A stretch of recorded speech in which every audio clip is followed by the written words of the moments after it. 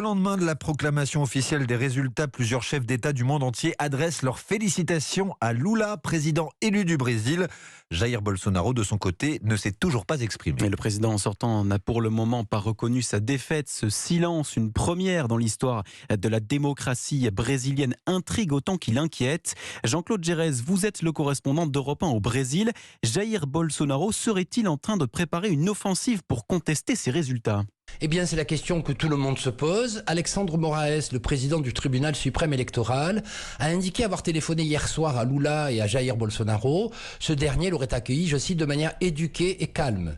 Cette réserve tranche avec les dizaines de barrages dressés dès hier soir par des camionneurs soutien de Jair Bolsonaro. À la mi-journée, plus de 80 barrages composés pour la plupart de pneus incendiés étaient recensés dans le pays. Jair Bolsonaro, lui, a rejoint le palais présidentiel ce matin vers 9h. Aucun rendez-vous officiel ne figure à son agenda. De nombreux soutiens politiques devraient cependant essayer de le joindre. Pas sûr cependant qu'Arthur Lira fasse partie de la liste.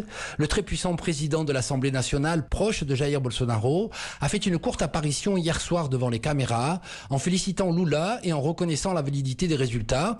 Il a surtout souligné indirectement l'isolement dans lequel se trouve aujourd'hui le désormais ex-président du Brésil. Un isolement politique qui pourrait le dissuader de contester les résultats. Merci Jean-Claude Gérez, correspondant d'Europe 1 au Brésil.